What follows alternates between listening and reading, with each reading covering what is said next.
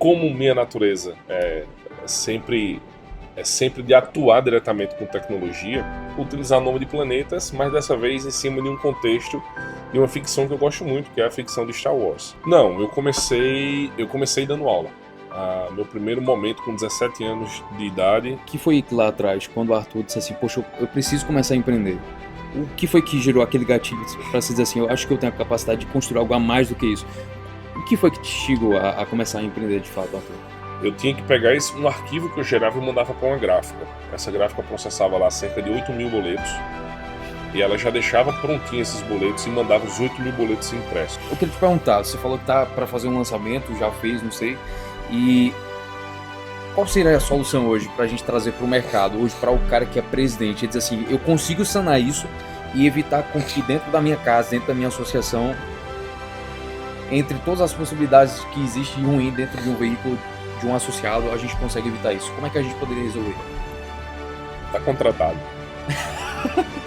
Fala galera, sejam bem-vindos ao nosso segundo podcast aqui no nosso canal. E conforme eu tinha dito para vocês, a ideia é a gente fazer algo disruptivo, trazer pessoas diferentes, com mentalidade empresarial e cada vez com contextos diferentes. Hoje eu estou trazendo alguém que talvez vocês gostem, eu espero que sim, mas é um cara que é referência dentro do nosso mercado e vocês vão gostar porque está voltado para que talvez vocês curtem, né? Ou seja, para quem é nerd, quem gosta muito do Darth Vader, né? Quem gosta do tal do Star Wars, acredito que vai gerar muita singularidade. Ele é o CEO da Epta, já está há 15 anos dentro do mercado, fazendo loucura e dentre todos os negócios que já pôde atender, de verticalizou para o ramo de proteção veicular, com mais de 200 clientes também, que já passou pela sua mão, acreditando dentro do seu projeto. Então, com vocês, vou deixar que ele se apresente da melhor forma possível. E tu, seja muito bem-vindo. Obrigado, tá? Para mim é uma honra você estar participando aqui com a gente. É o segundo convidado que a gente vai estar discutindo aqui sobre vários assuntos e queria que você se apresentasse melhor aí para a galera poder te conhecer. Tá. Eu falo para lá? Tá lá, para ali, para aquela câmera. Tá? E você aparecendo ao mesmo tempo. Ou eu sou o segundo. Eu sou o segundo convidado. Aí tu bota aquele negócio cinza assim. Né? O corte, né? Tá bom. Como é o nome do podcast? Cara, você acredita que a gente ainda não definiu o nome de podcast? A gente tá pensando e talvez abrir para o público poder definir e a gente começar a discutir. Quando você sentar para conversar com o Arthur, vai ter um diferencial que eu acho engraçado e também eu acho fantástico pela criatividade. Tudo que ele constrói tá ligado ao Star Wars. Só pra gente conversar, fala o nome de cada sistema que você tem lá. Deixa eu me apresentar primeiro. Eu tenho. Cara atravessado. E aí, pessoal? Que massa, eu sou o segundo convidado aqui. Exatamente. Vamos lá. E aí, pessoal? Eu sou Arthur Bezerra, sou o CEO da Epta Tecnologia. Eu tenho 43 anos de idade e tenho 26 anos trabalhando nessa área de tecnologia. Nunca fiz outra coisa que não fosse isso. Profissionalmente, sempre foi aquilo que realmente eu descobri que iria fazer. E hoje eu estou como CEO da Epta Tecnologia, uma empresa que eu fundei ali mais ou menos em 2009, 2010, quando houve a fundação dela. E a gente já vinha atuando em alguns segmentos, como varejo, como atacado, e depois a gente verticalizou, atendendo ali mais de 200 clientes e verticalizamos para a proteção veicular. E hoje a gente realmente foca em cima de proteção veicular. Como minha natureza é sempre de atuar diretamente com tecnologia, então dentro do contexto de sistemas, normalmente a gente precisa batizar um sistema. Então eu tive a oportunidade de ter uma pessoa alguns anos atrás que gostava também de planetas. Ele era um cara muito aficionado por planetas. E os sistemas recebiam nomes de planetas. Então era Antares, Saltair, Alderaan. Então era a maneira como ele falava. E aí eu disse, eu também vou utilizar o nome de planetas, mas dessa vez em cima de um contexto de uma ficção que eu gosto muito, que é a ficção de Star Wars. O universo Star Wars é gigantesco, né? Tem muita coisa, desde filmes, animes, séries, revistas. Cara, é um mundo gigantesco, né? É muito divertido. É muito legal, tem uma história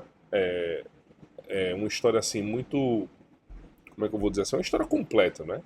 Que fala sobre política, que fala sobre amor, que fala sobre sentimentos. Então é uma história fantástica. Show de bola. Se você não teve a oportunidade de assistir, assiste. Ele tá querendo me converter, né, pra poder assistir.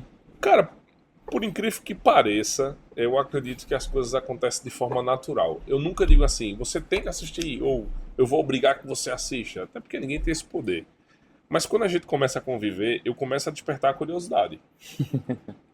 Eu começo a despertar a curiosidade. Então imagina quando você está sentado com pessoas. Então imagina, estamos em três aqui. Então imagina que... Samuel, né? Matheus. Matheus? E por que Seime? Matheus Santos Melo. Beleza. Então vamos falar ali com o Matheus. E aí Matheus gosta de Star Wars, ele conhece, a gente começa a conversar e começa a discutir alguns pontos, porque a história é gigantesca. Você que não conhece, você vai ficar, de certa forma, meio que fora do contexto e você vai despertar a curiosidade. Eu acho que eu vou assistir.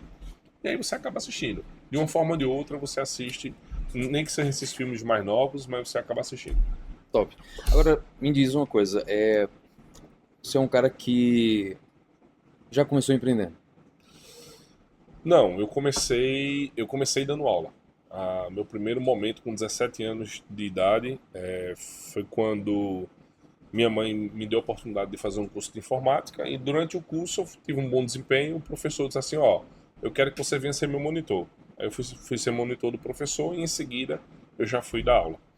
Então eu passei alguns anos da minha vida dando aula, depois eu entrei na área de infraestrutura e depois de infraestrutura eu cheguei como programação.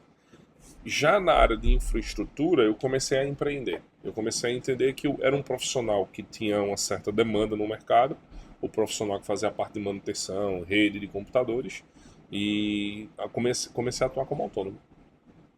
Mas o que foi que... Porque assim, quando a gente vai olhar para o cara que é empreendedor, muitas das vezes tão incômodo lá no interno da cabeça dele, dizendo que ele tem a capacidade de ir além daquilo.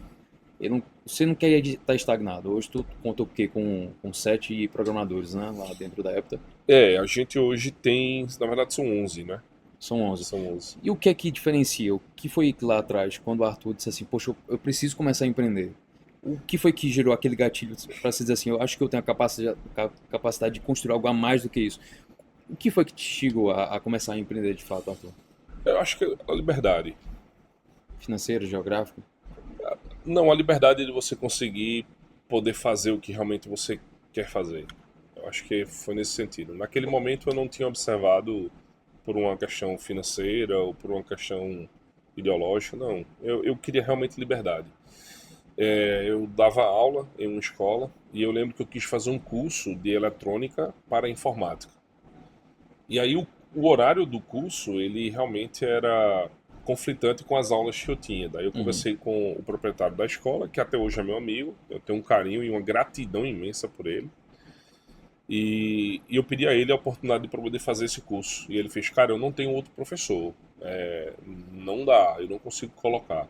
A gente tá falando isso de 2001, 2002, 2001. 2000 para 2001. Foi mais ou menos nessa mesma época ali que eu tinha começado ali em 99, 98, eu comecei dando aula. Então em 2000, 2001 eu estava dando aula nessa escola.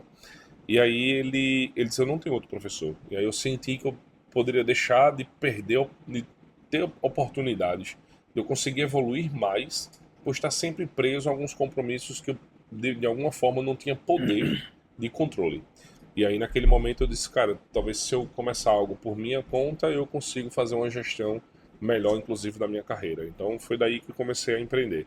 E tem um pouco também de que meu pai toda a vida foi empreendedor. Então eu sempre vi meu pai empreender, ele chegou a quebrar, empreender novamente, quebrar, empreender novamente, então ele sempre foi empreendedor. Então eu sempre tive uma referência em casa, que foi meu pai. Massa.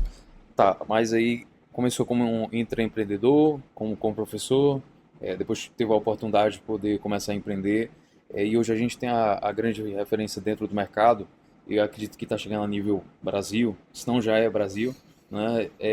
O que foi de onde é que surgiu a ideia para construir a Epta? Para ela sair de onde ela foi um protótipo e para se tornar uma grande referência do que ela é hoje?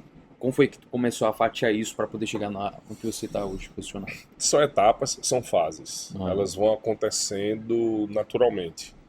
E aí, óbvio que há necessidade de se ter um planejamento, você tem que enxergar um pouco do futuro. Como eu falei, eu queria desenvolver um pouco mais a minha carreira, e aí foi quando eu comecei a entender que para você continuar crescendo, né, você realmente começa a precisar de pessoas ao seu lado. E aí quando você começa a ter pessoas ao seu lado, você começa efetivamente a empreender, né? O empreendedorismo normalmente começa quando você começa a ter pessoas que você tem que fazer gestão delas, né? E aí foi nesse momento que eu comecei a identificar que eu disse, olha, eu tenho que realmente crescer, eu tenho que evoluir. E aí eu tive a oportunidade de trabalhar com pessoas que estão há um bom tempo comigo, como o Everton, está há 10 anos comigo, que são pessoas assim extremamente inteligentes. Everton é um dos caras que eu admiro demais e é de nível de inteligência fora do comum. Tá, mas a gente tem marcos dentro da época. Porque hoje, conforme eu tinha falado, a Tu hoje é uma das maiores referências dentro do setor de proteção veicular, que foi o mercado que você passou a atuar. Mas antes de chegar na proteção veicular, o que era a Hepta? Era apenas Arthur, era apenas um profissional autônomo que prestava serviço na área de sistemas para varejo e para atacado. Então, quando eu nasci, eu já nasci dentro desse segmento, desenvolvi um software, tive a oportunidade de desenvolver um software para uma distribuidora. E então, basicamente, era Arthur. A imagem da Hepta era basicamente Arthur. Então, não existia Hepta, as pessoas só chamavam Arthur. Chama o programador, chama Arthur. E daí foi num momento que começa a expandir, você começa a ter mais clientes, você começa a entender que você precisa de pessoas ao seu lado para poder conseguir dar conta do recado. E aí vão acontecendo essas fases, então você vai trazendo mais clientes, você vai trazendo mais demandas e vai precisando de mais pessoas. Beleza. Arthur, que era o cara que era referência, era chamado para poder resolver as broncas, do nada encontra o mercado de proteção veicular, que a gente sabe que está passando por uma fase de regulamentação que acho que é uma grande dor de cabeça e que assusta muita galera dentro do mercado. Mas, cara, na tua visão, do que tu passaste a entrar dentro do mercado de proteção veicular, do que a gente passava para hoje, esse ponto de que gerou um grande marco dentro da proteção veicular em si, a regulamentação. Como é que tu enxerga isso, o que para grandes profissionais, para grandes consultores, quanto a diretoria, presidentes que estão dentro do mercado, o que a Hepta está contribuindo, ou na tua visão, tu acha que ela vai poder contribuir para que esse fator ele possa ser entendido, compreendido e a Hepta vai estar nesse meio, colaborando para isso? Eu vou falar um pouquinho do contexto do que eu vi acontecer com a proteção veicular. Eu tive a oportunidade que em 2011 teve uma proteção veicular que, naquele momento, aqui no estado de Pernambuco, quando eu comecei minha atuação, era formada por empresas LTDA, que não é o formato adequado para poder funcionar o modelo de negócio. E daí, quando ela me chamou, ela disse o seguinte: olha, eu tenho um sistema que está aqui adaptado, não é um sistema próprio para proteção veicular. Um rapaz de uma visão de futuro muito clara, e ele disse: para mim, há necessidade da gente construir um software que seja específico para as necessidades que nós temos aqui. A gente está falando isso de 2011. Naquele momento, o segmento ainda era muito amador, mas é muito amador. Hoje ainda está em processo de desenvolvimento, que a gente até fala ainda que, se a gente comparar com outros segmentos, por ser um segmento novo, né, os empreendedores que estão à frente, ainda a gente costuma falar que tem muito chão ainda para poder profissionalizar. Mas no começo, naquele momento, ele não era só amador, tecnologicamente ele era muito deficiente. Para você ter uma noção, aquele momento, né, se a gente for fazer um retrato daquele momento, em 2011, a gente tinha cerca de 4 anos que o iPhone tinha sido lançado. Ele ainda não era uma ferramenta que a gente encontra hoje mais celular do que pessoas. Então, no Brasil, a gente tem um número de aparelhos maior do que o número de pessoas. Então, naquele momento não era assim, essa não era a realidade.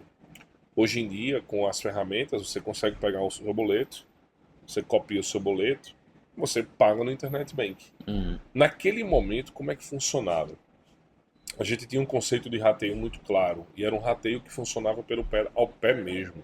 Havia necessidade de se compartilhar os prejuízos financeiros junto com todos os clientes que corretamente deveriam ser associados. Né? Naquele momento chamávamos de clientes mesmo. E aí havia essa divisão, esse rateio de despesas diretamente para cada um deles. Então, como é que funcionava a distribuição dos boletos? Só para você ter uma noção. Eu tinha que fazer o fechamento mensal proporcional dentro do software.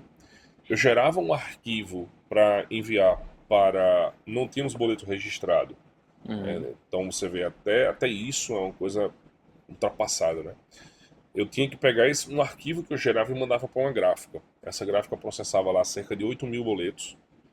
E ela já deixava prontinho esses boletos e mandava os 8 mil boletos impressos. Ela demorava cerca de 3 dias para poder fazer essa operação. Quando ela enviava esses boletos, chegava dentro dessa associação, né, que naquela época era uma empresa para o CLTDA, e a gente tinha uma courier que a gente contratava, e essa courier chegava lá com cerca de 12 entregadores. Então fazíamos uma distribuição por bairro, esses entregadores iam de casa em casa para poder fazer a entrega desses boletos. Um iFood de proteção veicular. Cara, era loucura naquele momento. Era loucura. E aí, assim, por vezes tinha cliente que dizia assim, olha, eu não recebi o boleto. Eu não recebi o boleto. Eu não paguei porque não recebi o boleto. Implementamos o AR, que é o aviso de recebimento. E aí as pessoas assinavam. Aí quando chegava lá, eu tinha um trabalho de escanear, deixar dentro do sistema.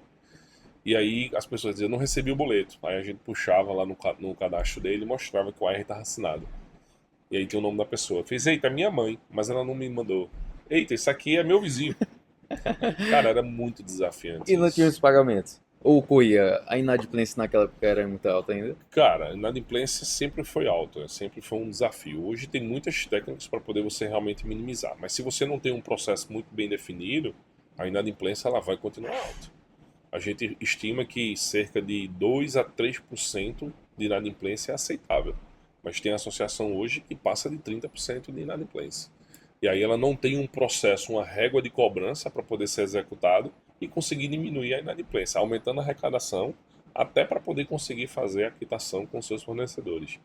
Tem associação que não olha para isso. Então, se a gente fosse pegar uma métrica hoje para a galera que está dentro do ramo de proteção veicular, o número que definiria para ela ter uma taxa de inadimplência boa seria quanto? De 2 a 3%. Passou disso... É desafiante, mas é possível. O que tu abordaria para dizer assim, isso aqui seria eficiente para essas associações, para ela aplicar e ter um resultado na inadimplência dela? Automação. Inteligência artificial? A gente tem que utilizar a tecnologia. A inteligência artificial ela funciona em alguns pontos. O problema não é necessariamente a tecnologia, mas normalmente quem está sempre do outro lado e que vai interagir com ela. Para dentro de um processo de uma cobrança, já que a gente entrou aqui nesse detalhe, né, eu ainda vou avançar com outros pontos aqui da história do começo, mas para poder a gente ser curto e seguir adiante, para uma régua de cobrança, você consegue automatizar com disparos de WhatsApp, que sem sombra de dúvida é a ferramenta de comunicação mais usada no Brasil, é o WhatsApp. Então você começa a fazer disparos no WhatsApp, você pode fazer chamadas de áudio, uma chamada de ligação normal, gravada, e por último você pode fazer inclusive uma chamada direta para uma negociação mais pessoal com o teu associado. Então dá para poder você executar processos para poder você conseguir diminuir a inadimplência. Entendi. Então a gente saiu lá de algo que era Neandertal, isso foi uma primeira fase que o Arthur pôde experimentar, e qual foi o segundo momento que tu conseguiu ver essa... Neandertal. Dizem que o segmento começou ali mais ou menos 98, 99. Eu ouvi algumas pessoas dizer que foi nisso daí, mas o boom começou realmente ali em 2008. Eu não enxergava, porque eu já tinha um processo rodando com varejo com atacado, e eu não enxergava que realmente esse seria um segmento que chegaria no tamanho que chegou. Então a gente via pouquíssimas proteções veiculares aqui na nossa região, 3, 4, não é? E como a gente tinha essa percepção de que não havia um processo de regulamentação, havia sempre uma maneira de tentar adaptar esse modelo de negócio, então eu sempre achei um segmento de risco e achei que realmente acabaria não avançando muito, né? Mas o mercado avançou absurdamente, né? Para a gente continuar a história, né? Então a gente tinha esse modelo, né, de cobrança, então naquela época o sistema ainda rodava um sistema desktop. A gente ainda tinha esse sistema nesse modelo. Hoje os sistemas são sempre online, né? E aí, assim, E é engraçado que naquele momento a gente não tinha os famosos consultores. Não existia consultor na proteção veicular. Os associados faziam fila para fazer a filiação. para poder conseguir fazer a contratação de uma proteção veicular. Que era escasso, então, no caso, naquela época. Como eu te falei, assim, a gente tinha poucas proteções veiculares. Houve até um momento em que uma resolveu encerrar as operações por uma questão de problemas internos entre os sócios. Eles resolveram fechar lá. E aí, quando fechou, esses clientes, naquela época ainda no LTDA, esses clientes, eles começaram a correr para quem já estava começando a ficar mais firme no mercado. E aí, isso foi um dos nossos clientes. E eu lembro que ele colocava uma fichinha que só atendia 20 pessoas por dia. É mesmo? Fazia-se uma fila 7 horas da manhã na porta, e aí só 20 pessoas eram atendidas. As outras ficavam com a fichinha para poder vir para o outro dia, para poder fazer. Mas ainda tinha aquele embate com a seguradora na época? Sempre houve, nunca deixou de existir, né? E nesse momento, então, assim, não tinha essa figura. Quando você queria uma proteção veicular, você ia até um escritório. É diferente do modelo de hoje, porque hoje, se a gente estiver conversando em uma mesa, mas se você disser assim, olha, eu fiz a aquisição de um veículo, seja uma moto, seja um carro, naturalmente alguém na mesa, se você provocar, né, diz assim, fiz a aquisição de um veículo, não coloquei no seguro. Alguém fala, você diz, eu não coloquei no seguro. Naturalmente alguém na mesa vai dizer assim, não coloca no seguro não, eu tenho um cara aqui na proteção veicular, um consultor, vou te mandar o contato dele. O outro na mesa faz assim, pega aqui o do meu também, o cara é fera, o cara é profissional. E aí, veja, hoje você não vai até um local. Hoje você recebe o contato, você manda um oi, e provavelmente do outro lado, não sei o nível de automação que o consultor deve estar lá, do outro lado, mas ele vai conseguir gerar uma proposta, vai enviar para você, você consegue fazer o preenchimento dos dados, você consegue fazer um processo de vistoria e a aprovação pode ser automática naquele momento. Então você pode fazer a contratação imediato. Você não tem mais essa necessidade de se deslocar até um escritório físico. Ainda tem pessoas que preferem, que gostam de ir lá. Né? Então você vê que hoje é muito comum as proteções veiculares elas construírem as sedes muito bonitas, né? Modernas, com um projeto arquitetônico bem interessante. Né? Gostaria muito que elas pudessem utilizar esse mesmo conceito para poder trabalhar um processo arquitetônico da sua gestão. Porque eu acho que é um ponto que é deficiente ainda na proteção veicular. Então, no caso, eu não vou dizer no teu ponto de vista, porque isso tu experiencia todo dia, né? Mas, então, tu acha que hoje ainda, que a gente vivencia dentro da proteção veicular, como a galera tá gerenciando isso, entre como um simples retirar dinheiro de uma associação de proteção veicular, como fazer contratação, como trazer e construir um time comercial para poder vender. Como é que tu definiria que hoje a gestão dessas associações estão sendo feitas e como tu acha que seria pelo menos um mínimo ideal para essas associações? Eu acredito que não tem a gestão mínima, cara. Em alguns casos é perceptível que não tem a gestão mínima. Agora, assim, tem muita coisa que acontece dentro do mercado. Traz algumas situações, não, sem citar os nomes, mas só para a galera entender a que nível que a gente está falando de gestão mínima que não existe. O que não seria essa gestão mínima? Começa pela formação. Hoje em dia é muito comum, depois do processo da regulamentação, isso foi freado. Então, fez um ano agora no dia 15 de janeiro de 2026, fez um ano do lançamento da lei que regulamenta a proteção veicular, onde ela vai ficar embaixo de um órgão regulamentador e controlador, que é a SUSEP. É a mesma que realmente controla o mercado de seguros. Então, hoje freamos um pouco mais. Hoje não é comum você ver associações de proteções veiculares sendo abertas, que agora passa a ser chamada de proteção patrimonial mutualista. Mas antes era assim, eu passava a ser um consultor, um vendedor de uma proteção veicular. Eu conseguia montar uma carteira muito legal. Então eu tinha lá, por exemplo, 500, 600 clientes que eu vendia. E eu disse, cara, se eu estou fazendo isso para aquela pessoa lá, aquele cara que é o presidente da proteção veicular, e aquele cara está ganhando dinheiro suficiente para poder conseguir conquistar as coisas que ele gostaria de conquistar, porque eu também não posso. Então, naturalmente, ele abre o instinto de empreender. Aí o que é que ele vai fazer? Ele simplesmente vai lá e abre. Na cabeça dele, o fato de dizer assim, olha, eu sou um vendedor, eu sei vender, eu tenho clientes na minha carteira, então eu vou conseguir abrir uma proteção veicular e vou fazer a gestão desses 500 associados na minha carteira. Então, na cabeça dele, é somente isso que precisa. Mas como qualquer entidade empresarial no mercado, há processos mínimos de gestão a serem obedecidos. E aí isso é infelizmente o que acontece. A gente acaba pegando um diretor que não tem esse conhecimento mínimo que a gente precisa. Moral da história, ele vai continuar crescendo, ele cresce a um certo ponto e ali ele vai estagnar, porque é onde ele realmente cai na limitação dele. Entendi. Então, a questão que faz o cara estagnar, não consegue extrapolar aquele faturamento, ou aquela venda, aquela quantidade de placas todo mês, até mesmo para aumentar, ter o lifetime massa da base dele, é a falta de gestão. Sem sombra de dúvida. Como é que tu definiria entre níveis ou por etapas? Vamos tentar entender um processo de gestão mínimo que a gente realmente precisa. Para uma associação? Para qualquer entidade empresarial. Tá. Qualquer entidade empresarial. Consequentemente, para a proteção veicular. Então você tem pilares, tá? Trazendo no contexto de a gestão de um negócio, você tem pilares. Naturalmente você sabe que se você não vende, você não cresce. Sim. Você tem que vender para crescer. Há necessidade de ter um processo de gestão comercial. Da mesma forma que você tem um retaguarda, você tem a necessidade de ter uma gestão financeira. Então, um pilar é uma gestão financeira, um pilar é uma gestão comercial. Aos processos administrativos que acontecem dentro da entidade. Nesse caso, um pilar passa a ser um processo administrativo. Um dos gargalos da proteção veicular é a não gestão de um dos pontos mais importantes, que é o custo operacional maior que ele tem, são os eventos sinistros. Então é um quarto pilar dentro de uma proteção veicular, são os sinistros.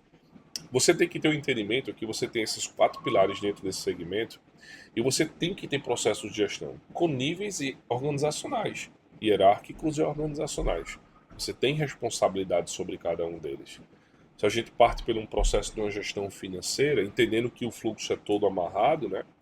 Então, a gente, começando pelo comercial, né? O comercial está ali na frente, né? Ele está vendendo, ele está trazendo o associado, e aí você vai fazer a geração de boletos para poder ele realmente quitar. Então, ou seja, você já tem um contas a receber a ser gerenciado. Nesse contas a receber vai existir o processo de inadimplência. E aí você tem que ter dentro da tua estrutura financeira uma cobrança, e uma cobrança mínima estruturada. E aí você estrutura um processo de cobrança. Ainda no financeiro, você tem toda uma provisão sobre aquilo que você vai precisar pagar. Aí vem o administrativo, porque você tem pessoas, você tem folha de pagamento, você tem aluguel, você tem internet. Então você precisa colocar isso dentro da tua estrutura.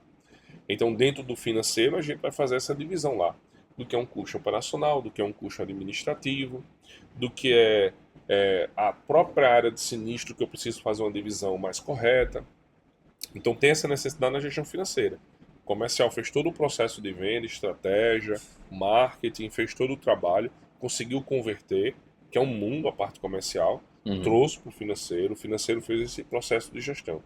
Naturalmente, quando o teu cliente está dentro da base, né, dentro de um processo administrativo, você pode ter funções ali, inclusive pode estar um pezinho no comercial também, como um sucesso do cliente, que vai fazer sempre aquele acompanhamento com o associado, vai estar sempre disposto a poder atender, vai estar fazendo comunicações que são importantes, como, por exemplo, no formato de uma associação, você tem sempre as assembleias ordinárias, tem o registro de ata, então tudo isso tem um trabalho a ser feito ali dentro.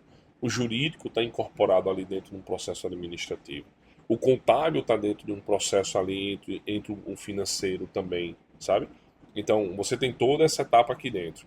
Aí depois vem o sinistro, porque quando o associado ele transfere o risco do bem dele para você, ele espera que você esteja pronto para poder conseguir atendê-lo. Então é assim, ó, eu posso assumir o risco de dizer, se eu bater com o carro, eu pago no meu bolso. Né? Ou seja, eu vou poder imaginar que se eu estiver com um risco maior com o meu veículo, que eu viajo muito, pode ser que eu tenha algum problema de pane ou até uma colisão, eu posso ter um fundo de reserva para poder bancar. Vai ser caro. Então eu terceirizo esse risco passando para uma proteção veicular ou para uma seguradora. Então eu espero que quando eu precise, eles estejam prontos para me atender. Aí você vai ter uma assistência 24 horas que vai fazer um atendimento. Como a gente tem parceiros como a própria Alô Brasil, ela é parceira nossa nesse segmento, né? Então você tem assistência 24 horas que vai fazer esse atendimento, e aí, consequentemente, tem uma estrutura dentro do teu processo ali, que é um pilar, que é o sinistro, de toda uma equipe que vai fazer a análise do acidente, vai fazer um processo de sindicância, se for necessário, para identificar se é uma fraude ou se não é, vai ter que fazer um acompanhamento com as oficinas parceiras, tem que ter um cadastro dessas oficinas parceiras, tem que fazer compra das peças, tem que fazer cotação dessas peças, tem que entender se pode ser uma peça original, se pode ser uma peça no mercado paralelo.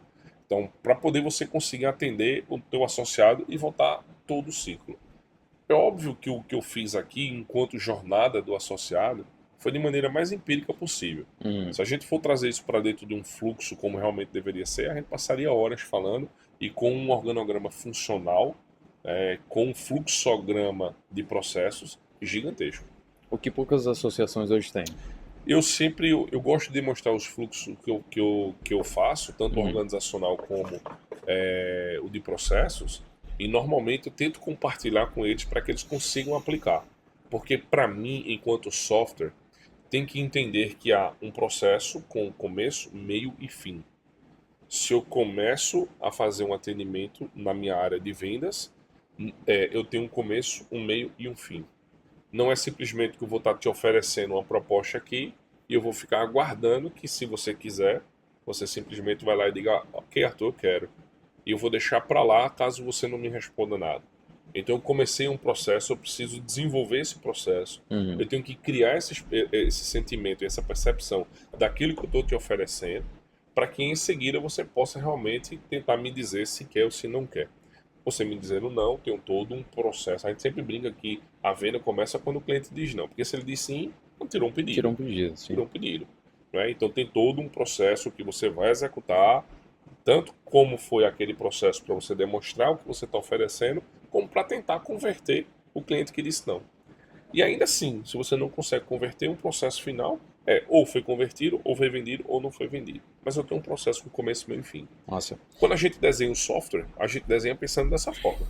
No financeiro, no sinistro, no administrativo, no comercial, a gente começa a desenhar dessa forma.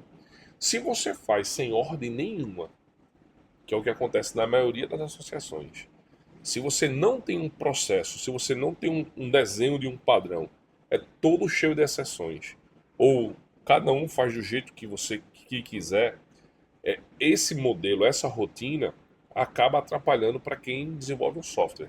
Um RP, que é uma ferramenta de apoio de gestão. Entendi.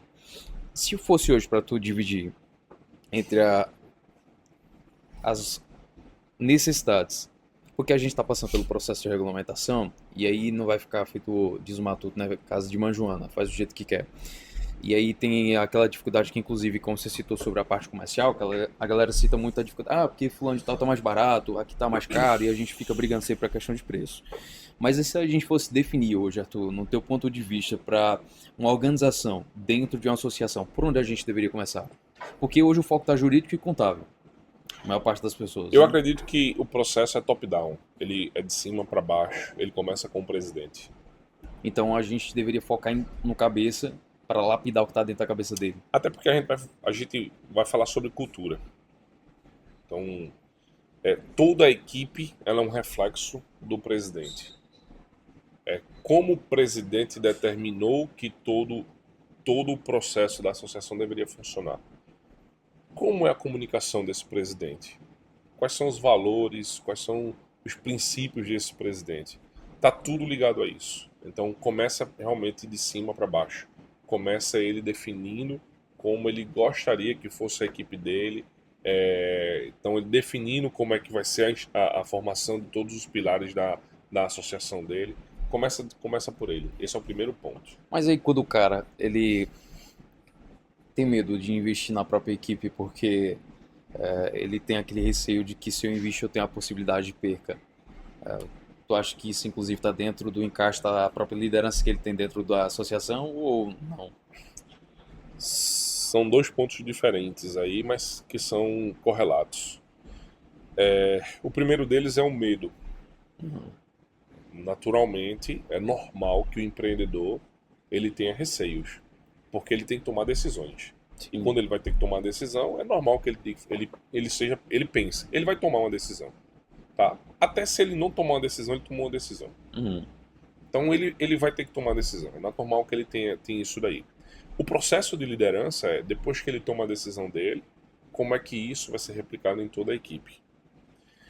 Então, eu acho que começa realmente com a cabeça do presidente. E quando a gente chega nesses presidentes, né, eu vou esticar aqui para um conceito até maior. Vou falar sobre o empreendedor. Tá? Eu sei que eu estou falando num segmento distante da proteção veicular agora. Quando ele tem esse receio, né, quando ele diz assim, cara, eu não vou investir em pessoas, porque senão de repente aquela pessoa ela vai ser melhor do que eu, ela vai fazer melhor do que eu. Ainda acontece. Eu tenho visto isso muito menos. Eu fico feliz por isso. Mas puxar 10 anos atrás, 15 anos atrás, isso aí realmente era muito mais intenso. A gente tem vários exemplos de estudos do século XVII, do século XVIII, falando sobre essa parte ainda de liderança. E aí, recentemente, pós-Revolução Industrial, tem uma frase muito conhecida, não vou me lembrar agora quem foi o autor, que ele diz o seguinte: se você acredita que a educação é cara, imagine o valor da ignorância. É tipo, eu prefiro, eu sempre compartilho isso aqui com todo mundo e deixo isso muito claro, eu enquanto empreendedor. Eu prefiro que você fique pouco tempo comigo, mas que realmente você consiga desenvolver o máximo que você puder, do que você ficar muito tempo se arrastando aqui dentro. Então tem uma frase que eu sempre comento, eu sempre puxo isso para eles, né? Quero que você se desenvolva, eu vou estimular que você se desenvolva. E às vezes a gente até se surpreende, né? Tem um dos devs nosso aqui, que eu acho ele assim, ele é um gênio, sabe? Assim, ele realmente é perceptível a entrega dele, o esforço dele. Para ele estar ali no computador desenvolvendo é um prazer. Nas férias ele está ali desenvolvendo. Se ele vai à praia, ele está desenvolvendo. Então é um prazer para ele. E aí eu disse, cara, ele vai ficar pouco tempo, eu acho que ele fica 6 meses aqui conosco.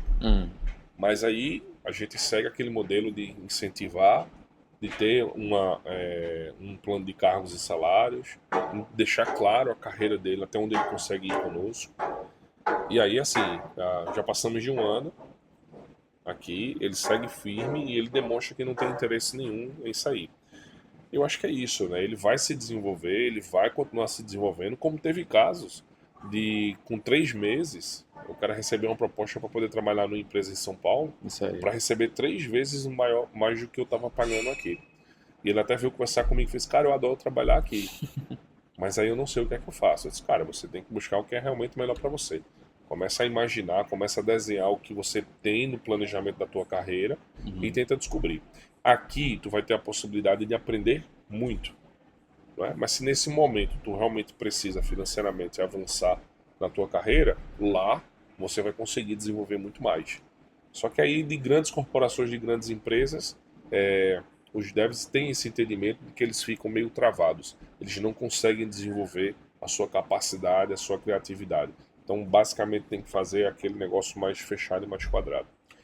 E aí, voltando para o contexto da liderança, eu acredito que é isso, né? Poder dar liberdade da pessoa realmente escolher e saber separar o joio do trigo, né?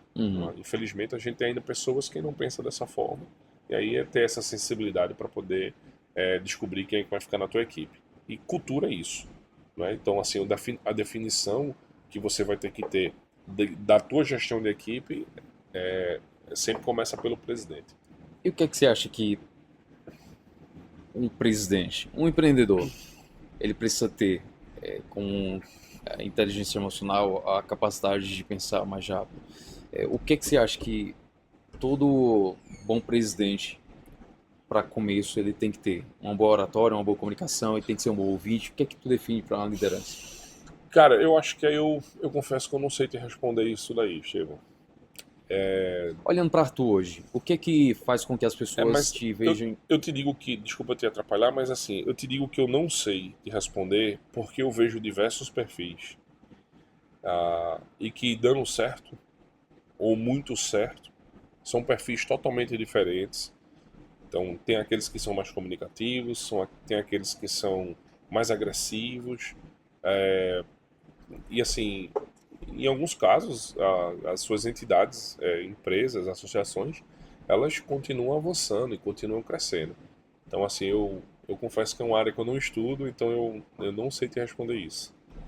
Então, o Arthur assumiu o cargo de liderança, porque hoje tu é CEO da Hepta, mas você não consegue enxergar exatamente o que é que faz as pessoas se sentirem impactadas através da tua liderança. É diferente. É diferente porque, nesse caso, sim, eu sei dentro da minha empresa porque a gente tem feedback, a gente tem esse nível de abertura. Então, se por algum motivo eu agir de alguma forma que não deveria, a equipe comunica. Ela fala, né? Ela faz assim, ó, eu não acho que o caminho seja por aí. Ela sugere. E aí a ideia é que, mais uma vez, tem perfis e perfis de líderes, né? De líderes. Então pode ser que você absorva, você entenda e você direcione junto com a tua equipe para um caminho melhor, que você realmente insiste e diga assim, olha, aqui realmente eu estou indo pelo meu feeling, então a gente vai ter que seguir por aqui e de alguma forma tu tem que trazer tua equipe para poder apoiar dentro daquele conceito que tu tá levando ali. Então isso é relativo. Daquilo que eu vejo, eu percebo que tem líderes que realmente eles, pelos seus próprios atos, né, eles conseguem realmente arrastar pessoas boas, como tem líderes que são tóxicos, uma palavra muito comum, né, que tem sim o seu negócio funcionando, mas talvez a um custo pessoal muito alto. Entendi. Pegando essa ideia da liderança e voltado para a questão da proteção veicular, e quando a gente olha para o comercial em si, hoje entre comercial interno, entre consultores que estão na rua, estão correndo, fazer o PAP, a galera que está usando marketing para poder acelerar esse processo de crescimento. Dentro do teu ponto de vista, o que é que hoje tem de maior déficit ou de maior lacuna dentro de uma associação que a gente precisaria, aliás, que é através dessa comunicação para chegar para esses presidentes, o que é que você acha que esse é o ponto, eu precisaria começar a ajustar isso aqui, através de um CRM, através de uma plataforma, o que é que você acha que seria fundamental para poder ter uma melhor gestão sobre essa questão principal, comercial, que querendo ou não é o coração da associação, né? Conforme você falou, se não vende a gente morre. E aí o que é que você acha que precisa ser ajustado? Vamos lá. Acredito que a maioria das proteções veiculares, elas têm esse sentimento, elas têm esse entendimento de que, para que realmente isso seja sustentável, é que venda, e que venda bem. Então eu tenho clientes que estão vendendo ali cerca de 10 a 15. Na verdade a gente fala vender, não é? Mas é sempre convidar um associado a fazer parte da associação. Mas no contexto que a gente fala de venda, é porque o processo que nós aplicamos comercialmente acaba sendo no mesmo conceito. Convidar, converter, oferecer um produto, oferecer um serviço, é dentro de um mesmo desenho, de uma mesma lógica de raciocínio. E aí eles têm esse entendimento. Eles têm entendimento de que realmente tem que vender. E aí eles sempre falam, é o que eu escuto, né? Cara, é muito difícil conseguir consultores. Meu maior desafio é conseguir consultores. Eu não encontro, não existe mais consultores. Não tem ninguém querendo trabalhar. O cara quer um CLT, o cara quer um trabalho fixo, o cara não quer um comissionamento. A gente sempre escuta bastante isso daí. E para quem tem consultores, eles sempre falam que o consultor ele tem muito direito, ele se acha com muito poder, ele faz do jeito que ele quer. A gente quer colocar algum modelo aqui, eles não querem aceitar. Cara, isso é extremamente comum. Eu também vi isso acontecer dentro de alguns segmentos, como em distribuidoras. Distribuidora de alimentos, eu vi isso acontecer. Distribuidora de estivas, eu vi isso acontecer também. Não é uma particularidade da proteção veicular. Eu só acredito que a proteção veicular ela trouxe mais assim oportunidades para pessoas que não tinham habilidades ou experiências comerciais para tentar dentro de uma economia tradicional, vamos assim chamar. E aí deu oportunidade a pessoas a se desenvolverem comercialmente, pessoas que têm uma boa comunicação, então elas começam a ter um desempenho maior do que o normal. Mas, Arthur, e o que é que você sugere para quem tem alguma coisa ou para quem não tem nada? Para quem já tem algo funcionando, no mínimo, para quem não tem nada funcionando e que é uma desorganização. E aí você trouxe um contexto muito importante, que é a ideia de ter uma ferramenta que tem um CRM. CRM é metodologia, ela não necessariamente é um sistema. Você pode fazer o CRM, o processo, a metodologia num papel. Você não vai alcançar a eficiência que você faria com uma ferramenta tecnológica. Então, você pode fazer essa metodologia dentro de um papel. É um processo, começo, meio e fim. E aí o primeiro ponto que eu tento trazer, eu gosto de fazer um diagnóstico com o presidente da associação, com a associação no contexto geral, para entender como realmente é esse conceito do comercial dele lá. E aí quando a gente entra com um processo de uma ferramenta, se o presidente nos dá abertura para que não ofereçamos apenas a ferramenta de tecnologia, a gente quer sim fazer com que ele entenda que há processos que devem ser feitos que vai melhorar o processo de aquisição de novos associados. E tem diversas metodologias. Dentro daquela que está funcionando, eu já entro e digo o seguinte: eu não vim aqui para mudar o que vocês estão fazendo. Continue fazendo o que vocês fazem. Eu vou trazer agora uma operação a mais para que vocês possam executar em paralelo a isso que vocês fazem. Normalmente o que a proteção veicular faz, aquelas que estão realmente ali começando, tracionando, é o porta a porta, é o tete a tete, são as abordagens que eles fazem no dia a dia, na rua.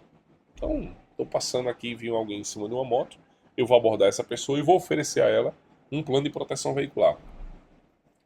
É o que normalmente eles fazem. Esse é o comum do segmento.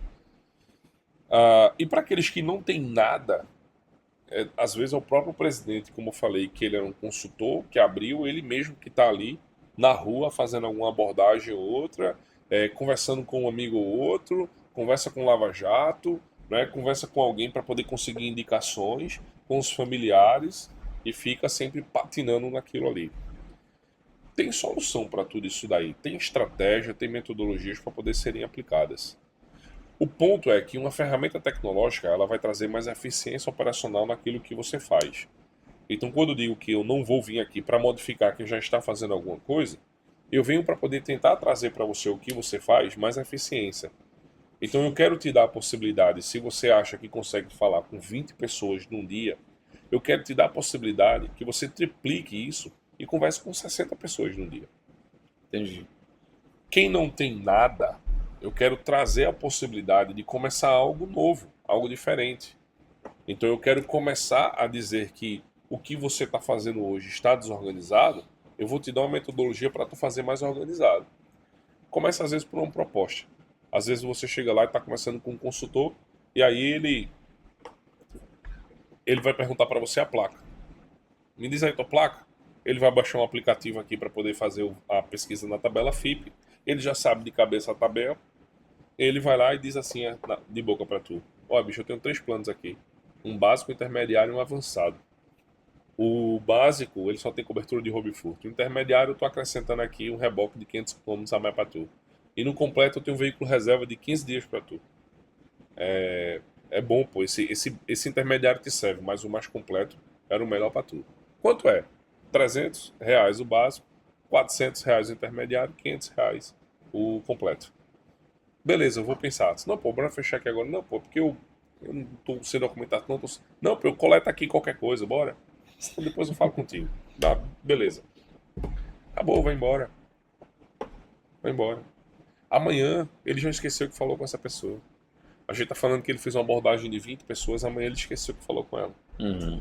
Então, a proposta ficou dessa forma. Às vezes vem um contato no WhatsApp, ele manda um áudio. Da mesma forma que tá conversando pessoalmente aqui, ele vai mandar um áudio. Ó, eu tenho 3 planos aqui pra tu, viu? E aí tem alguns que é desse, não, pô, eu anoto. Eu tenho um caderninho aqui, eu tenho uma cadernetazinha aqui que eu anoto. Beleza, mas você anotou, né? E qual o processo que você tem? Qual é a rotina? De quanto tempo você está conversando com essa pessoa? Tu tá mandando alguma mensagem? E o trabalho é mandando mensagem 1 a 1? Cara, você perde muito tempo fazendo algumas coisas. Esse conceito de perder tempo e trazer eficiência operacional é a gente tentar entender que a gente pode fazer com que as ferramentas de tecnologia elas possam substituir coisas que a gente faria de forma muito robótica. Então, por exemplo, cara, enviar uma proposta. Às vezes tem gente que fala, não, minha proposta é muito bonitinha, tá fazendo no Canva, manualmente 1 a 1. Sabe? Então, Entendi. cara, é um trabalho absurdo para poder fazer isso. E hoje com a tua ferramenta, no caso hoje você tem um CRM, certo? Hoje a gente trabalha com CRM, que é o Camino, que é um planeta de Star Wars. Eu falei pra vocês, tudo que ele for nomear de sistema é tudo voltado pra Star Wars ou pra qualquer outra coisa que esteja ligada. Todos os nossos sistemas têm um nome de um planeta Quais de Star são os Wars. nomes? Temos o RP, que é o Naboo. Ah, Naboo é um planeta de Star Wars. E assim, não é um nome aleatório, né? O planeta Naboo, ele tem um conceito que está muito ligado à questão do RP. Aí nós temos o Camino CRM, nós temos o Endor Vistoria, nós temos o Yavin Clube de Benefícios e lançado recentemente agora o Mandalore, que é um score de risco para a associação. Então nós temos 5 planetas, são 5 sistemas. Mandalore, Mandalore, que é o Discord. ele é o que score que faz gestão de risco. A gente já chega aí. Tá, então no caso dentro do teu sistema hoje de CRM, seja o cara que esteja iniciando, ou seja, quem já esteja dentro do mercado, fazendo seus 200, 300, não importa a quantidade. O teu sistema ele conseguiria trazer esse nível de eficiência, mas a minha pergunta é, ele se tornaria o fim? Nunca pode ser o fim. O fim é a conversão. Uhum. Dentro de um processo de vendas, mais uma vez trazendo o contexto de vendas, como abordagem, aquisição, convite. Uhum. Dentro de um processo de vendas, o fim é a conversão. Tá? A ferramenta ela é um meio mais rápido de você fazer. Então, você tem o início de um processo, que é o conhecimento sobre aquilo que você está oferecendo. Você tem um meio, que é a maneira como você desenvolve isso, e o fim é a conversão. A ferramenta vai te ajudar como meio a chegar melhor no fim. Traz mais eficiência operacional. Ou seja, mais uma vez, se você tinha um trabalho para poder alcançar 20 pessoas, você perde muito tempo e aí você vai sobrar mais tempo com propostas padronizadas, com envio de links pelo WhatsApp, com QR Codes, com processo de indicação. Você vai conseguir alcançar um número maior de pessoas. A ideia é essa, é mais eficiência operacional. A gente conseguiria automatizar um processo para inclusive para fazer os atendimentos? É possível você conseguir colocar, você pode colocar inteligência artificial para que automaticamente quando aquele prospect, aquela pessoa que recebeu uma proposta sua, ela queira tirar alguma dúvida específica sobre os planos que você enviou, ela entra ali, faz algumas... Foi mal, corta aí. Tá tranquilo. Ela entra ali, ela vai fazer algumas perguntas específicas e a inteligência artificial, que já tem um conhecimento sobre a estrutura comercial que você tem, ela vai responder mais rápido. A ideia é que a gente consiga avançar com os chamados agentes de IA. Hoje em dia é muito comum, as grandes corporações, as empresas, elas já conseguem entender que um colaborador, ele consegue até duplicar, em alguns casos triplicar a sua capacidade profissional quando ela tem um agente de IA. Então, por exemplo, se eu tenho 50 mil funcionários dentro da minha empresa, de repente eu preciso ter 25 mil pessoas e 25 mil agentes de IA. Um agente de IA para cada colaborador. A tendência é essa. Então, a gente está lançando aqui, é um spoiler, né? A gente está lançando aqui um agente de IA para um consultor. Ou seja, imagina que ele quer ver o pôr do sol com o filho dele. Ele não quer perder esse momento. O filho dele gosta de ver o pôr do sol. Meus filhos gostam de ver a lua. E aí, imagina que eu sou um consultor. E aí, o que é que eu faço? Naquele momento, eu já fiz os disparos de propostas, eu já fiz coletas de leads, e aí eu posso ligar um agente de IA para que essas pessoas que venham me fazer perguntas específicas, o meu agente assuma por mim e ele vai lá e responde. Consequentemente, depois eu posso desligar esse meu agente e posso entrar manualmente para poder dar sequência em processos de comunicação. A ideia é que a gente consiga trazer mais eficiência operacional para todo consultor. Caraca. Sou um presidente, todo saco cheio com a galera. Bota meta, estimula a galera, motiva. E aí a gente tem meta para bater todo mês, faz captação no AP, traz aí funil de vendas, começa a fazer captação e a galera não tá convertendo. Dá para substituir essa galera por essa inteligência? No teu ponto de vista, Pessoas não podem ser substituídas. De hipótese alguma. Não vai. Pessoas não vão ser substituídas. trazendo um pouquinho essa ideia de contexto de substituição da IA, como algumas pessoas falam e tudo mais, você não vai ser substituído pela IA, você vai ser substituído por alguém que sabe utilizar IA. Você entende? Trazendo esse contexto que eu dei de exemplo agora. Uma empresa com 50 mil colaboradores. Ela vai demitir 25 mil. E aí, quem é que ela vai demitir? Quem não souber utilizar um agente de IA. Entende? Então veja, ela vai ver um processo de demissão. Porque naturalmente ela trouxe eficiência operacional para o negócio dela. Então você realmente vai ficar para trás por alguém que sabe utilizar. Então pessoas não vão ser substituídas. A ideia inicialmente é essa. A gente não sabe o quanto a IA vai avançar. Estima-se que nos próximos 5 anos, um computador ele consiga ser mais inteligente em termos de processamentos. Não é de criatividade, não é de sentimento, tem que deixar isso claro. Ele poderá ser mais inteligente do que um ser humano. Quando eu digo mais inteligente, ele pode tomar decisões melhores e ele pode responder com mais velocidade do que um ser humano determinadas questões. Tá? Principalmente aquelas que envolvem sim e não, cálculos matemáticos. Entendi. Então nisso aí ela vai se tornar. Não vamos substituir esse consultor, mas esse presidente que está de saco cheio, que colocou lá a equipe para poder realmente conseguir converter. Eu ainda continuo acreditando que o problema está nele, no presidente. Porque provavelmente ele não escolheu as pessoas corretas e provavelmente ele não implantou os processos corretos. O ponto é, ele não precisa saber contratar, ele não precisa saber implementar os processos. O que é que ele precisa saber é que há essa necessidade e que ele vai contratar profissionais, empresas, ele vai terceirizar e dizer o seguinte: olha, eu preciso de um marketing interno aqui dentro. Eu vou contratar Estevão para poder Estevão me assessorar nesse processo do marketing. Eu preciso contratar novos colaboradores. Eu vou contratar um RH que vai fazer essa captação, essa seleção e vai me trazer esses profissionais.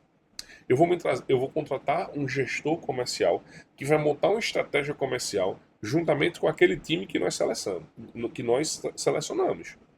A tendência de isso dar errado é muito mais baixa do que simplesmente ele fazer as contratações de forma aleatória. Porque ele conhece uma pessoa e na cabeça dele aquela pessoa tem uma comunicação muito boa, vai ser meu gerente de vendas. Mas tem outras habilidades que estão ali envolvidas que precisa ser analisado. Então eu acredito que começa por ele. O estar de saco cheio, então se você acha que não funciona, mas o que é que não funciona? Você tem clareza do que é o processo? Será que de repente ele está observando só o resultado? E aí quando ele observa o resultado, ele esquece que ele vê o fim, mas ele não vai chegar no fim se ele não tem o meio correto. Então eu preciso contratar para que realmente eu consiga colocar para funcionar. Arthur, tu acha que o modelo hoje de proteção veicular, a gente sabe muito que é um mercado que se expandiu muito rápido, né, e muitas pessoas abriram a Associação de Proteção Veicular até mesmo antes da própria regulamentação. Hoje está mais difícil, né? Mas o que é que você acha que ainda falta no processo de um cara que ele decide ou decidiu abrir a Associação de Proteção Veicular e ele ter o diferencial? O que é que tu define como diferencial para essa associação? Para ele não ter aquela necessidade de olhar para a grama do vizinho e ele conseguir ter essa repercussão, ele ganhar espaço dentro do mercado sem se preocupar com a cópia do parceiro que está dentro do mercado? Em alguns casos isso não se resolve, porque a gente está falando que é da pessoa. Então é do perfil. Eu digo a você porque tem alguns casos que eu já cansei de tentar orientar, de explicar, de falar, de mostrar exemplos que deu certo e a pessoa simplesmente não aplica. Né? Então, tem casos que isso não se resolve. Mas aqueles casos de pessoas que realmente entendem das suas limitações, porque eu tenho que entender das minhas limitações, você tem que entender das suas limitações. Nesse caso, tem pessoas que entendem disso e aí elas procuram pessoas que possam dar esse suporte, empresas que possam dar esse suporte. Somente nesses casos é que eu consigo identificar que há um avanço e que há uma possibilidade de ir longe. de implementar processos, de contratar pessoas dentro daquelas capacidades. Eu tenho um cliente que assim, eu tenho observado com carinho para ele. Ele não fez um ano no processo da associação, da abertura da associação. Ele conseguiu abrir o CNPJ antes do processo da regulamentação, mas ela não tinha entrado em atividade. E ela começou a entrar em atividade, eu acho que alguns meses depois, já foi no processo pós-regulamentação. Mas esse cara, ele dentro da sua simplicidade, ele tem um entendimento das suas limitações. Mas uma coisa que é muito forte nele e é muito clara nele é a transparência. E eu acho que isso está dentro de um processo de um líder. É a transparência e a clareza de que realmente ele não sabe e por isso ele vai perguntar para pessoas que sabem. Então assim, eu recebo mensagens dele no domingo, no sábado, e aí tem hora que eu digo a ele, cara, vamos conversar com o jurídico, que isso aqui eu acredito que o jurídico vai explicar melhor. Ó, vamos conversar com a contabilidade, porque eu acredito que a contabilidade ela vai realmente chegar aqui e vai te dar uma orientação melhor. E às vezes ele me pergunta, Arthur, o que é que tu acha de eu colocar esse tipo de veículo? Às vezes ele me manda ele mandou um documento do veículo e fala, Arthur, eu nunca vi esse veículo. Tu acha que eu devo colocar? Qual é o risco de eu colocar? Ele está aprendendo, ele está desenvolvendo. Né? Então ele implementou o CRM recentemente. A equipe comercial dele começou a colocar algumas dificuldades, porque a equipe comercial dele começou muito solta. E já no comecinho ele disse, ô Arthur, eu lembro que tu falou de um processo de uma gestão comercial e tal. Eu não queria deixar minha equipe assim tão solta. Como é que a gente faz para colocar a ferramenta? Trouxemos a equipe, fizemos o treinamento, explicamos como era. É um processo com começo, meio e fim. É um processo que tira você daquela zona de conforto de você fazer da maneira que você queria. Tirar a foto que você quer, do ângulo que você quer, do jeito que você quer. Enviar os dados para a central e, por vezes, incompleto, dizer, deixa aí que depois eu vou pegar. E aí, dentro de um processo, de uma ferramenta, como tem a necessidade de você começar e concluir tudo, então já tira ele da zona de conforto. Então ele já sabe que ele tem que buscar todas as informações antes dele realmente começar a oferecer um plano. E aí eles começaram a colocar algumas dificuldades. Então ele veio até mim, pediu para que eu fizesse uma demonstração da ferramenta para ele. Ele fez, tu consegue demonstrar para mim como é? Aí depois, quando terminou, ele fez, é só isso, Arthur, eu fiz, é só isso. Ele fez, não é possível. Aí ele marcou uma reunião no outro dia com todos os consultores dele, à noite ele me mandou uma mensagem. Aí ele fez, meu amigo, já está tudo certo. Provavelmente, dentro da comunicação dele, um cara extremamente simples, mas extremamente firme e convicto naquilo que ele quer. Ele provavelmente conversou com a equipe comercial e disse, vocês vão usar. Ou vai... Vocês são obrigatórios a utilizar se vocês querem continuar aqui. Ele entendeu que no futuro, a percepção e a gestão dos dados que ele consegue gerenciar, criar metodologias comerciais dentro de um processo de CRM, até para alavancar a equipe, seja externa ou interna, ele teve essa percepção que por mais que ele não tivesse uma equipe pronta para poder executar e que ele não tivesse esse nível de conhecimento para poder fazer essa gestão, ele percebeu que disse, eu coloco isso agora, eu começo a me acostumar com isso e no futuro eu trago uma pessoa que seja melhor para poder fazer essa execução aqui. Massa. A gente falou sobre o comercial, a gente falou sobre a própria liderança, o próprio presidente, mas a gente tendo em vista, e acho que isso é uma dor que inclusive a gente compartilhava desde o passado, né? Que é desde aquele momento que o consultor sai na rua, ele quer bater a meta porque ele tem a recorrência, ele tem ali a adesão que é a filiação, e termina às vezes colocando veículos, motocicletas, automóveis, seja o que for, ele coloca para dentro de casa, o que ele não sabe o que é que vem de fato de brinde, né? Aquela cerejinha do bolo. E aí eu queria te perguntar, você falou que tá para fazer um lançamento, já fez, não sei, e qual seria a solução hoje para a gente trazer para o mercado, hoje para o cara que é presidente? Ele diz assim, eu consigo sanar isso e evitar com que dentro da minha casa, dentro da minha associação, entre todas as possibilidades que existe de ruim dentro de um veículo, de um associado, a gente consegue evitar isso. Como é que a gente poderia resolver? Tá contratado. Já conhece a ferramenta, já tá fazendo o pitch dela aqui, né? Bom, eu acho que é uma dor que todo mundo sente. Pô, a gente traz um associado, a gente não sabe qual é a índole, não sabe qual é o caráter, qual é o antecedente dele, então acho que isso é uma solução que todo mundo procura. Vamos lá, proteção veicular é uma associação, nasceu no formato de associação. Uhum. E para você fazer parte de uma associação, lógico que tem alguns limites, mas você não pode fazer análise de perfil como faz uma seguradora para você determinar se realmente ele entra ou não. Uhum. Com a profissionalização, com o entendimento do mercado de uma regulamentação, isso já começa a mudar. Com dados, com informações que a gente tem, a gente já começa a mudar também esse mesmo conceito. E a gente sabe que o presidente da associação, ele é o guardião da associação, ele tem que garantir que ela seja saudável. Naturalmente, é ele que tem que ter uma equipe para poder garantir que evite fraudes dentro dessa sua associação. Certo. E a gente foi observando os sinistros que aconteciam, os eventos sinistros, né?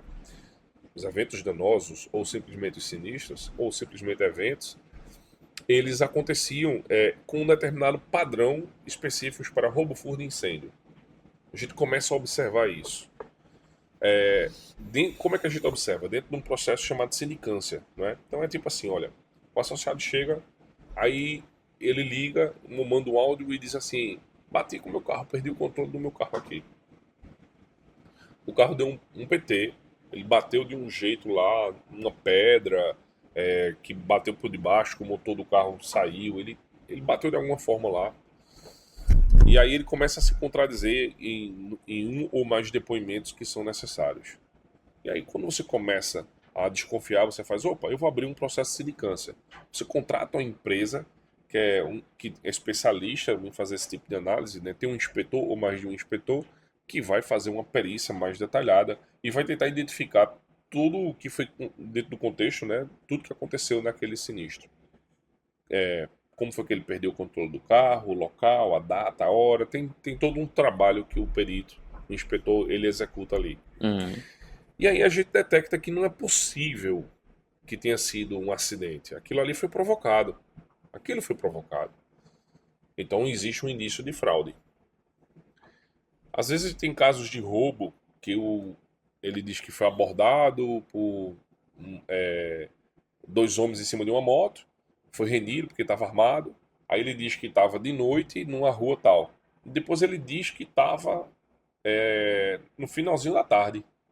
E já estava numa outra travessa que era perto daquilo ali. Então você começa a entender que há uma divergência das informações. Né?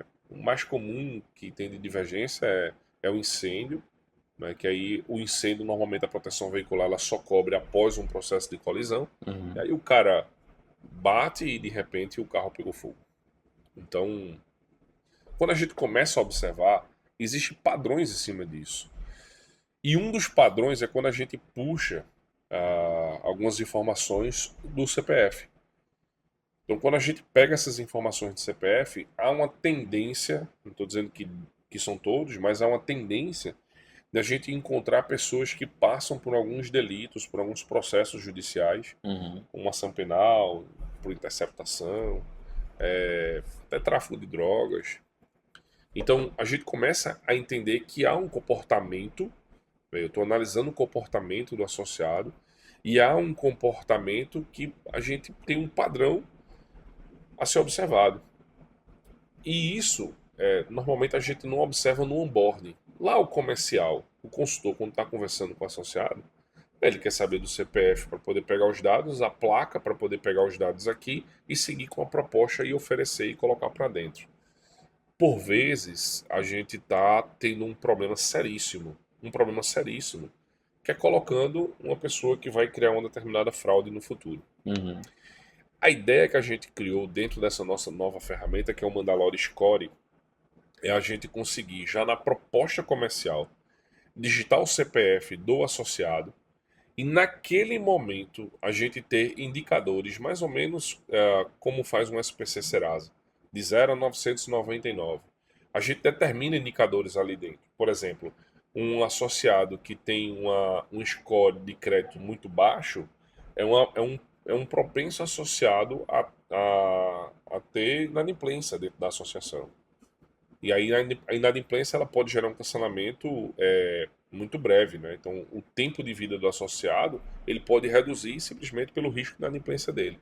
Então quando você ativa uma consulta de score, Quando você ativa uma consulta de restrições, de processos, quando você ativa uma consulta para poder fazer uma verificação de um veículo que ele tem um indício de sinistro que já houve um indício de sinistro, né?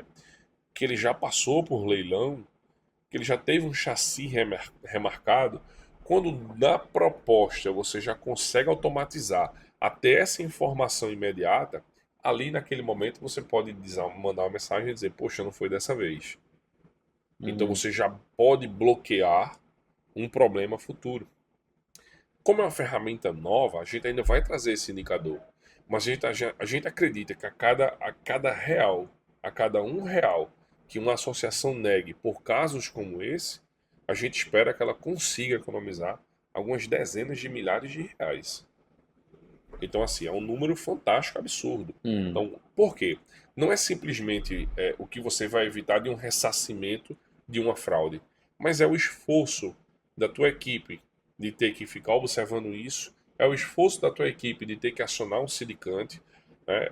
É o esforço da tua equipe para poder fazer um processo de ressarcimento, mesmo que você não consiga comprovar a fraude. O mercado de seguro, ele passa por fraudes também, e tem claro lá, a Federação Nacional de Seguros Privados, né, ela soltou um estudo, né, de 2024 que foi mais de 1,1 bilhão de reais em fraudes.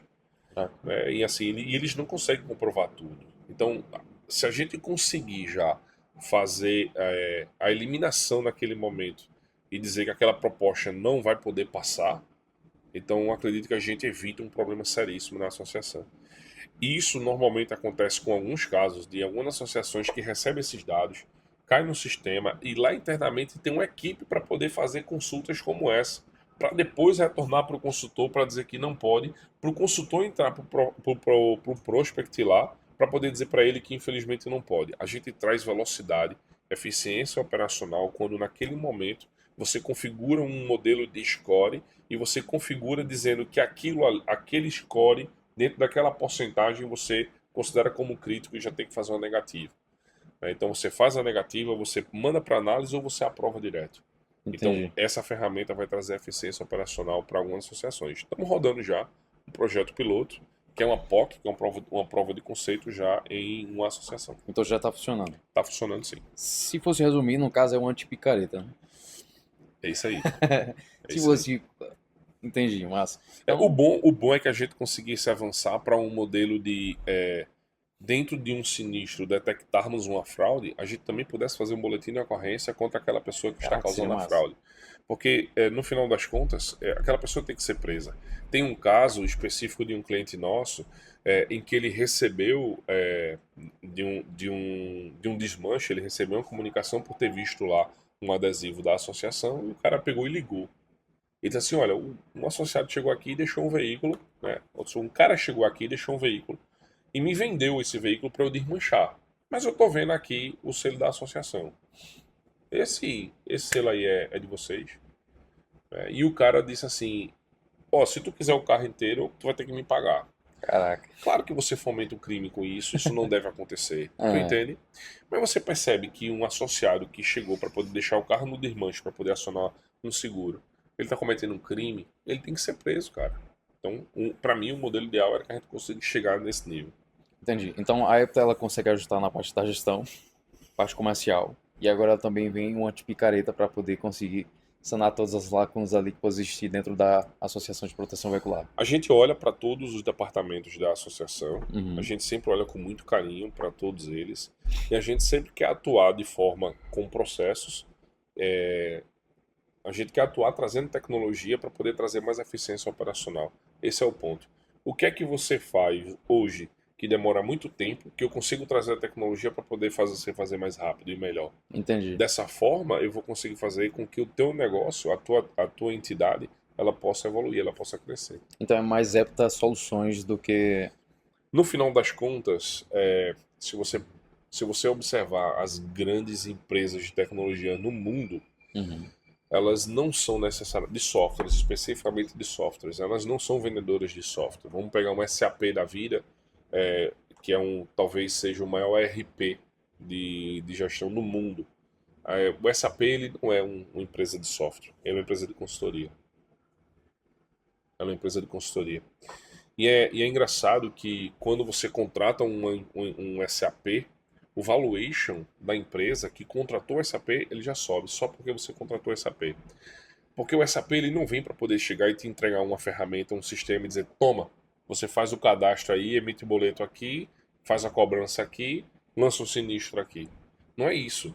Ela vem e diz o seguinte, como é o teu processo e vamos ajustar esse teu processo com metodologias que já foram validadas, com entidades que conseguem crescer e que têm um tamanho 10, 15 vezes maior do que o seu, e o formato a ser utilizado é o que está dentro da ferramenta.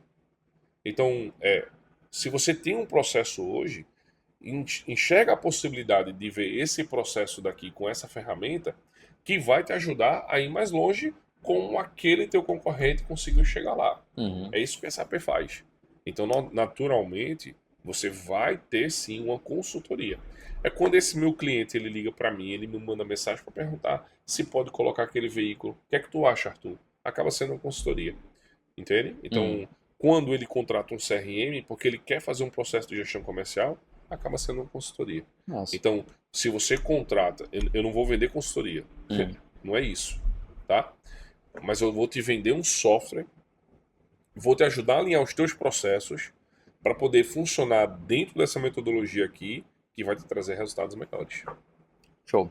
Então, a gente falou sobre pessoas, a gente falou sobre liderança, a gente falou sobre tecnologia de uma forma ou de outra, a gente falou sobre a proteção veicular. E acho que um ponto muito importante para a gente poder fechar isso com chave de ouro, a gente vai para um ano pós-regulamentação.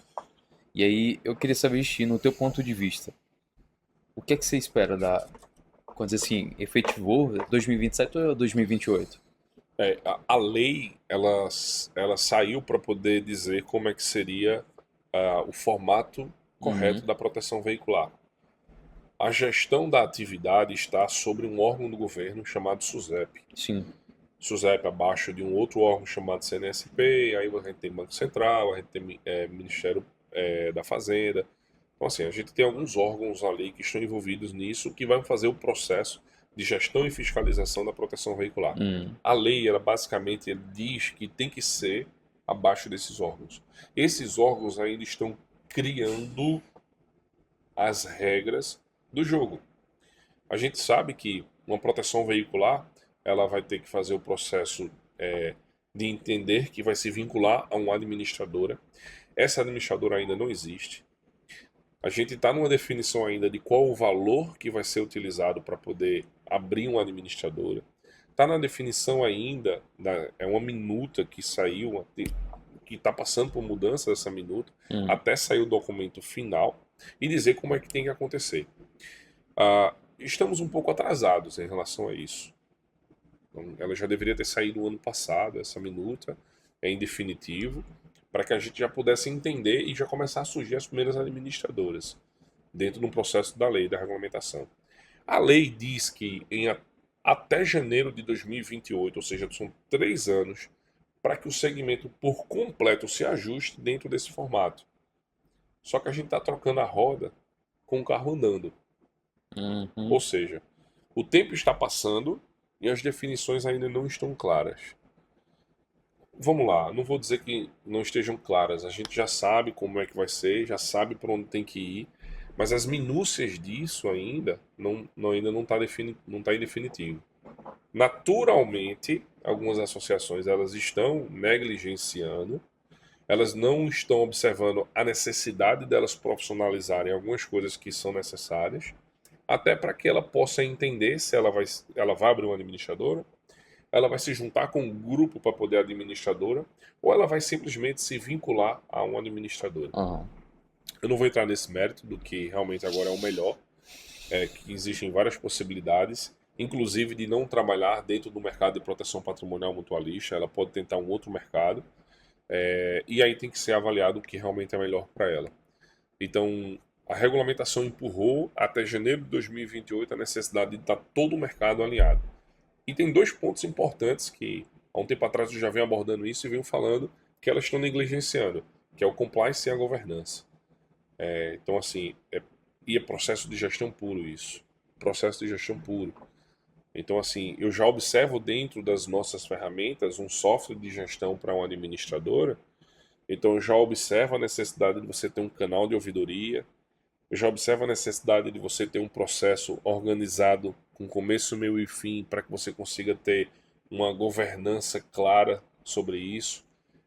Uma gestão de sinistro mais eficiente. Então, eu percebo que passou-se um ano e as associações ainda estão fazendo tudo da mesma forma que se fazia antes. Eu esperava que, no mínimo, ela dissesse: beleza, vai vir um processo de regulamentação e ela vai me obrigar a ser melhor em quê? Então, o meu processo comercial tem que ser mais claro, não é? O meu processo financeiro aqui, ele precisa ser mais claro. E o que é que eu preciso fazer para que ele seja mais claro? Então, eu tenho visto poucas associações se moverem nesse sentido. Entendi. Mas acho que deve ser também questão de cultura, né? Da região em si, porque eu acho que a galera agora tá focada em mais vender, vender, vender, e no final a gente vê o que é que resolve tendo a regulamentação efetivada. Eu acho que não é cultura da região, é cultura do Brasil. Não tem uma história que a gente fala que o brasileiro deixa tudo para a última hora? Então é isso. Então eu tive, agora no final de 2025, né, eu tive em Santa Catarina, visitando algumas associações, pequenas e grandes associações. A gente vê um movimento acontecendo em algumas delas, mas não em todas. Mas não em todas. Então, é do brasileiro. Ele vai deixar para aos 45 do segundo tempo ele decidir. E tem mais custo. Vai ter mais custo, talvez seja um impedimento para ele continuar no mercado. Talvez ele simplesmente diga: quer saber? Vou vender minha carteira para uma outra associação que tem um poder maior de compra. Vou tentar um mercado diferente. Cara, aos 45 do segundo tempo, a decisão pode ser até pela emoção e não pela razão. Então, infelizmente, esse é o retrato do nosso segmento. Show. Cara, eu acho que a gente deixou uma baita de uma história aqui nessa conversa, um bate-volta. A gente vai ter alguns outros momentos, mas para encerrar, eu queria te fazer uma pergunta e aí eu deixo aberto para você responder do jeito que você quiser. Seja para o presidente, seja para o cara que é empreendedor, o cara que é empresário, para quem está iniciando, não importa, tá? Se hoje Arthur tivesse a capacidade de poder mudar a cabeça, um mindset, virar a chave, passar o código, ou mudar a vida de literalmente de uma pessoa, que mensagem seria essa? Tu deixaria para essas pessoas? Não só para agora, mas para daqui a anos à frente. Que mensagem seria essa que o Arthur gostaria de deixar registrado? Olhando para a câmera, hein? Estude. É isso. Para mim, o estudo é a base de tudo. Eu vejo muita gente trabalhando no achismo, não é? Ou simplesmente, a gente vê muito em rede social isso, a gente vê muito na nossa realidade, né? Ou simplesmente porque você acha, ou porque você ouviu e você virou um papagaio e você disse: não, fulano falou que era dessa forma, então eu vou fazer também. Tem muita gente dessa forma. Então acho que o estudo é a base. E quando eu falo estudo, eu não estou dizendo que necessariamente você tem que ir para uma faculdade ou fazer um cursinho de informática. Eu não estou falando isso. Eu estou falando que há necessidade de você ir para feiras, ir para eventos, participar de grupos, ler livros, né? Estudar pessoas que... se envolver com pessoas que em algum momento o negócio dela deu certo, que você vai ver que em outras fases deu muito errado também. Então eu acredito que é isso, é estudar. Estudar é se envolver e não ficar realmente no meu mundo, na minha bolha. Eu acho que é o que eu vejo em diversos segmentos, não é somente proteção veicular. A gente vê isso em prestação de serviço. Eu tenho clientes que são dentro do nosso polo aqui, que é um polo têxtil, né, e o cara tá ali realmente sempre com a imagem de fazer a mesma coisa do mesmo jeito por muito tempo. Então é observar o futuro, né, observar o que vai vir pela frente para poder você conseguir realmente modelar o que você realmente pretende. Eu acho que estudar e olhar o futuro é, sem sombra de dúvida, o principal ponto que o empreendedor ele vai, até para ele tomar uma decisão, né? É o principal ponto que ele vai ter no seu dia a dia. Então, tomar decisões, você não vai tomar com achismo. Você vai tomar com dados, com informações, com clareza. E um dado pode ser um conselho que você tenha dado. Arthur, eu passei por isso nesse teu segmento há 5 anos atrás e aconteceu exatamente isso aqui comigo. Essa é uma informação. Então você toma decisões em cima de informações. Será que eu vou seguir o mesmo caminho que ele? Ou eu acho que da maneira como ele falou é porque ele não fez da maneira correta e eu vou seguir por esse mesmo caminho? Então eu acho que é isso, estudar. Show. Então, queria agradecer, tá? Foi espaço, acho que a gente passou o quê? 1h30 aqui, um pouco mais do que isso. E assim, eu queria agradecer, tá? Por conceder o espaço, a gente construiu, acho que uma amizade durante muito tempo.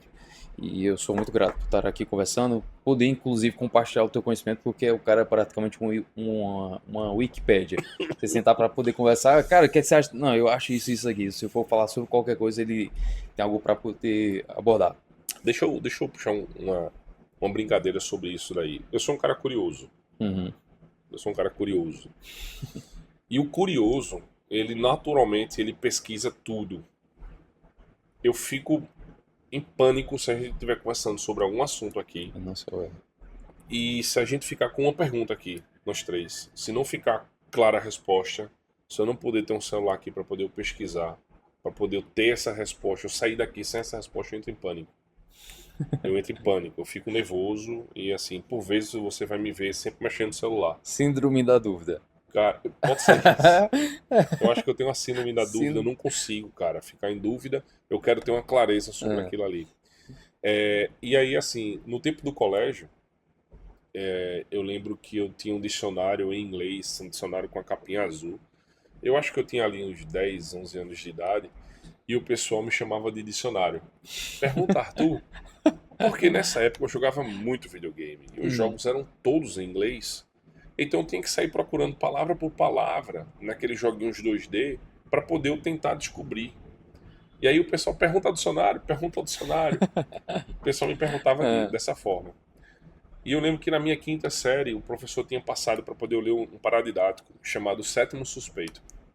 Eu não li, porque eu disse, eu vou ser mais esperto do que o professor. Vê que vacilo. E aí tinha que fazer um danado resumo. Eu disse, eu já sei o que é que eu vou fazer. Eu vou perguntar a 5 pessoas sobre o que ela achou do livro. Eu vou fazer o resumo do resumo do resumo do que essas pessoas falaram. Qual foi o problema? Eu perguntei para as pessoas erradas. E aí eu fiz um resumo tosco. Eu lembro como se fosse hoje, o nome do professor Edson Tavares Costa. Ele tá vivo ainda? Eu não sei. Eu tive contato com ele na 5ª série, depois disso eu não sei mais. E ele pedia para chamar ele de etc. ETC, Edson Tavares Costa. Ou simplesmente ET. E eu lembro que quando eu entreguei o resumo, que ele deu meu resumo, ele olhou assim e fez. Ele pegou assim, bateu um resumo assim em cima da mesa, chutou um palavrão e disse: você não leu esse do livro, né? Ele falou com tanta convicção que eu fui com medo, eu fiz, não li. Ele fez, pô, vai ler. E eu lembro que eu cheguei em casa, eu fazia quinta série, você tem o quê? Quantos anos você tem na 5ª série? Nem sei mais. E eu fui ler o livro, Sétimo Suspeito. Cara, que fantástico. Aquilo, assim, me fez um exercício mental de imaginar aquela ficção acontecendo. Eu achei maravilhoso aquilo. E eu disse, eu vou pegar os outros paradidáticos que eu tenho no ano todo e vou começar a ler. Todos os dias eu li um livro. Todos os dias eu li um livro. Eu li todos os meus de um ano todo. Eu li todos os meus da minha irmã, todos os livros da minha irmã. Eu lembro que minha mãe tinha uma enciclopédia. Ela tinha uma enciclopédia e eu comecei a ler a enciclopédia. Que fantástico! Cada conhecimento que eu absorvia daquilo ali era maravilhoso. E eu saía absorvendo conteúdo, Pedia a meu pai, compra mais enciclopédia. Eu lembro que passava naquela época um homem com carrinho, esses carrinhos de feira, cara, cheio de livros. Então, assim, não era um livro não era um carrinho de picolé que me encantava. Era de livro. Era o cara que passava com livros. Eu pedia para comprar livros. E eu enchi de livros ali. Massa. Né? Então eu lia. E aí naquele momento meu apelido virou enciclopédia. Eu lembro que nas minhas primeiras aulas de Word, eu ensinei o Word em 97. Eu tô falando que eu comecei em 98, 99 a ensinar. Então o Word naquele momento era o Word em 97. Caramba, isso vai fazer quantos anos? 30 anos? Tá se entregando, né? Vai fazer 30, eu tenho 43, cara. Então isso vai fazer 30 anos. E eu lembro que eu tinha um texto que eu aprendi e eu formatava, eu ensinava recursos no Word e o nome do texto era que estava numa enciclopédia chamada 24 mil beijos. Que eu não sei se você sabe, mas é um número médio que uma pessoa beija ao longo de sua vida. 24 mil? 24 mil beijos. É mesmo? É isso aí. Então, assim, e aí tem vários beijos, né? Desde um beijo no anel de um pontífice, desde um beijo de língua, desde um beijo na bochecha, mas 24 mil beijos é um número médio que deve ter mudado. Há 30 anos atrás, que eu li numa enciclopédia, deve ter modificado. Comportamentos mudam, né? Mas eu sempre fui muito curioso, cara. Então, assim, pra mim, aprender qualquer coisa é dopamina pura. Massa. Massa. Sou curioso demais. Então, ó, fica o ensinamento para vocês. Estudem, porque, inclusive, eu acho que a pior coisa que pode existir no ser humano é a ignorância, né? É o que limita a gente chegar onde a gente quer. Então, mais uma vez, tá? Obrigado mesmo de coração por ter concedido esse espaço, aberto aqui o seu espaço em si para a gente poder estar aqui, estar compartilhando conhecimento para a galera. Tanto para o ramo da proteção veicular, e não somente a proteção veicular. Acredito que tudo que a gente discute aqui vale para qualquer tipo de negócio. É um ensinamento que está sendo compartilhado por um cara que está anos-luz à minha frente, e como eu falei, era a enciclopédia, para mim é o Wikipédia, né? Porque está atualizado. Está num iPhone 17 Pro Max já. Então, irmão, obrigado. Para vocês que ficaram até o fim, assistiram, tem uns cortes, acompanhem, inclusive, vou deixar aqui na descrição, o Instagram da Epta, o Instagram do Arthur, quiserem trocar uma ideia, quiserem consultar, se estiverem sentindo uma dor dentro de algo que ele possa solucionar do que foi dito aqui, procurem ele, vai estar aqui na descrição, tá? Se inscrevam no canal, vai ter outros momentos com outras pessoas para poder trazer um máximo de conhecimento para vocês gratuito, tá? Então a gente se vê, até o próximo conteúdo.